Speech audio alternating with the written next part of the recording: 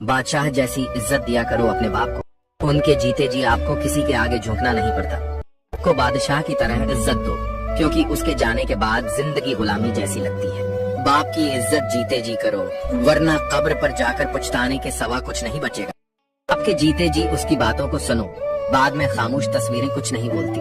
बाप की इज्जत करने वाले कभी जमाने के आगे झुकने पर मजबूर नहीं होते। बाप की आंखों में ख्वाब होते हैं और दिल में सिर्फ बच्चों की खुशी।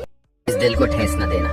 बाप की ज्योतियों के नीचे छिपी हुई थकन को अगर पढ़ सको तो सारी जिंदगी उसके कदम चूमो। बाप की खामोश दुआएं तुम्हें वहां पहुंचा देती हैं जहां तुम्हारी मेहनत भी न पहुंचा पाए। जिस दिन बाप चला जाता है उस दिन जिंदगी से हिफाजत का आखिरी हथियार छिन जाता है। बाप का दिल दुखाकर जो खुश होते हैं वो कभी जिंदगी में चैन से नहीं सोते। आपकी इज्जत खो दी, वो दुनिया में सब कुछ पाकर भी खाली रहता है। बाप वो नेमत है जो एक बार चली जाए तो सारी जिंदगी के पछतावे